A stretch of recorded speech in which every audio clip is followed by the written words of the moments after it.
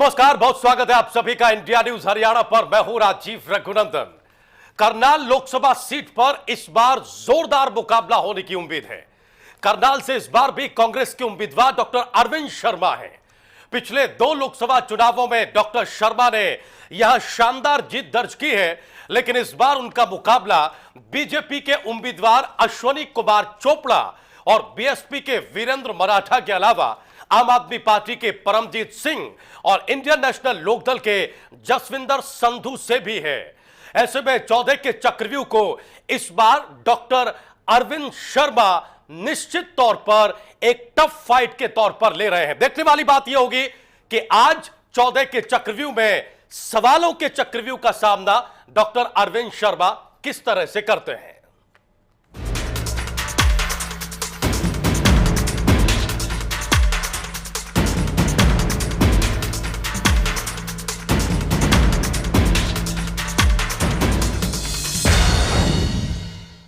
तो 14 के चक्रव्यूह में सवालों का सामना करने के लिए हमारे साथ करनाल से कांग्रेस पार्टी के उम्मीदवार डॉक्टर अरविंद शर्मा जुड़ चुके हैं। डॉक्टर शर्मा, बहुत स्वागत इंडिया न्यूज हरियाणा पर 14 का चक्रव्यूह में। गुजारिश हम कार्यक्रम की शुरुआत में यह कर दें कि आप मूलतः शालीन और मृदुभाषी व्यक्तित्व माने जाते हैं, लेकिन चूंकि ये चुनावों का दौर है और हमारे कार्यक्रम में सवाल थोड़े तीखे होते हैं, लिहाजा अनुरोध, निवेदन, गुजारिश यह है कि कृपया करके धैर्य न खोएं और ईमानदारी से सवालों के इस चक्रव्यूह का सामना करें। माना यह जा रहा है अरविंद शर्मा कि इस बार जो फाइट है आपकी, वो पिछले चुनावों के मुकाबले थोड़ी सी टफ है। क्या आप ये मानते हैं कि इस बार हालात वैसे नहीं है कांग्रेस पार्टी के लिए करनाल में, जैसे पिछले 2 चुनावों में आपके लिए रहे हैं?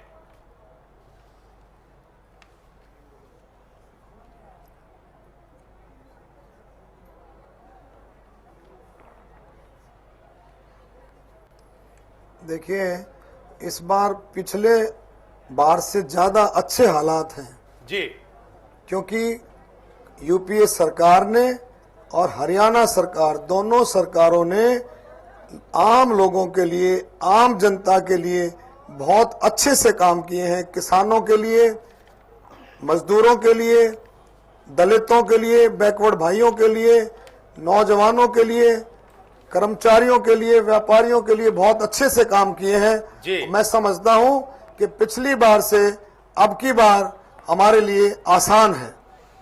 डॉक्टर शर्मा, जब सरकारें अच्छे से काम करती हैं, इसको हम दूसरे शब्दों में, दूसरे अर्थों में कहें, जब जनता के मुद्दों पर खरा उतरती हैं, उनकी अपेक्षाओं को पूरा करती हैं, तो डर का माहौल नहीं होता। कांग्रेस पार्टी में इस बार यह देखा जा रहा है कि एक किस्म का डर है, ऊपर से लेकर नीचे तक, दिल्ली से लेकर हरियाणा, पंजाब, उत्तराखंड तक जो आपके बड़े नेता हैं, वो चुनाव लड़ने से बच रहे हैं। तरह तरह के तर्क दिए जा रहे हैं। अगर हम आपकी बात को मान लें तो फिर ये विरोधाभास क्यों दिखता है? अगर सरकार ने इतना बेहतरीन काम किया है पिछले 10 सालों में, तो फिर कांग्रेस पार्टी में 2 स्थितियां क्यों हैं? एक तो कांग्रेस पार्टी में नेता चुनाव नहीं लड़ना चाहते, और दूसरा ये कि कोई दिन ऐसा नहीं होता जिस दिन यह खबर ना आती हो कि कांग्रेस पार्टी का फला कद्दावर नेता पार्टी को छोड़कर इस पार्टी में शामिल हो गया। मैं किसी एक राजनीतिक दल का नाम नहीं लूंगा।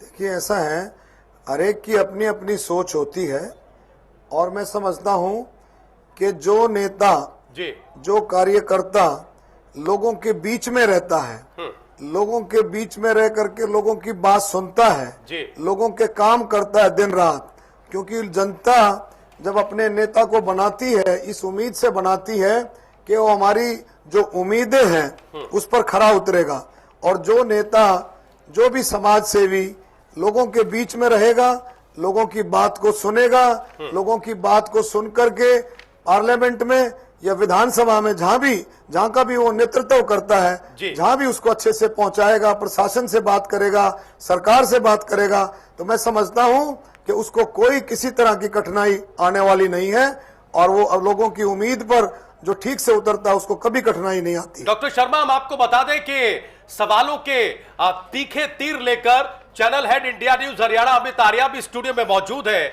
और वो भी आपसे कुछ तीखे सवाल करेंगे। वो अपने सवाल शुरू करें। इससे पहले सर मैं ये जानना चाहता हूं, जो आपने बात कही ये एक बड़ी मॉडल, बड़ी मोरल किस्म की बात है कि जो जनप्रतिनिधि चुनाव क्षेत्र में रहेगा, जनता की उम्मीदों को पूरा करेगा, उसे कभी इस तरह से भागना नहीं पड़ेगा। लेकिन सवाल यह है सर कि आपकी पार्टी कटघरे में खड़ी है।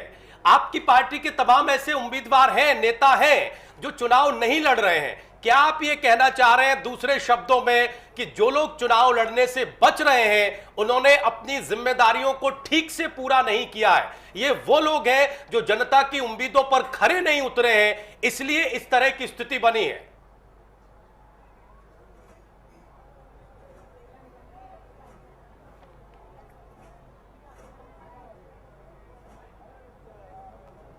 नहीं, ऐसा नहीं है। कुछ नेता हमारे पार्टी में काम कर रहे हैं, कुछ नेता हमारे पार्टी के लिए काम कर रहे हैं और पार्टी ऐसे नेताओं को जो पार्टी में पूरा समय लगाती हैं, तो ऐसे नेता काफी लोग हैं जो चुनाव नहीं लड़ने का उन्होंने मन बनाया है क्योंकि वो पार्टी के लिए काम करेंगे। तो और जी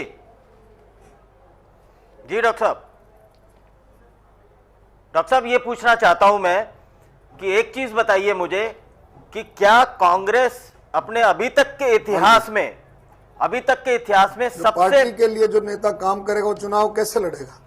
बिल्कुल ठीक बात आपकी, आपने बिल्कुल ठीक कहा कि जो संगठन में काम करेगा वो चुनाव कैसे लड़ेगा।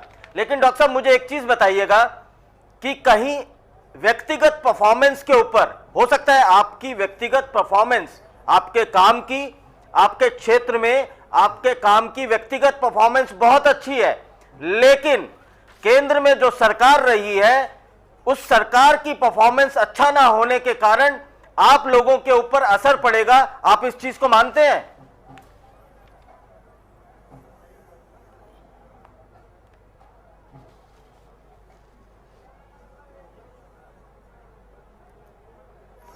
केंद्र सरकार ने, आप देखिए, केंद्र सरकार ने राइट टू इंफॉर्मेशन दिया, राइट टू एजुकेशन दिया, मनरेगा दिया, आपको लोकपाल बिल दिया, लोकपाल कानून दिया, आपको फूड सिक्योरिटी योजना दी है, भोजन का अधिकार दिया है, गरीबों के लिए पेंशन दी है, बुजुर्गों को पेंशन बढ़ाई है सरकार ने। हरियाणा सरकार ने अलग से काम किया है, यूपीए सरकार ने अपने तरीके से अलग से काम किया है। तो ये मैं कैसे कहूं आपको? आप देखेंगे ये तो मैं कहता हूं एक भ्रम है, एक ऐसा संदेश फैलाया जा रहा है। कैसे है? मैं ये कोई कटाक्ष नहीं करूंगा मीडिया के ऊपर, जो चीज 10 रुपए में मिलती थी जो है वो 100 ऐसा रुपए में मिल रही है। पार्टी को बदनाम करने का स्थिति है, भ्रम फैलाया जा रहा है। आपने मनरेगा में जो दिया है उससे कई गुना ज्यादा तो महंगाई उदाहरण दिया देता हूँ, आपने। सुनिए, मैं आपको ये भ्रम का एक उदाहरण देता हूँ। जी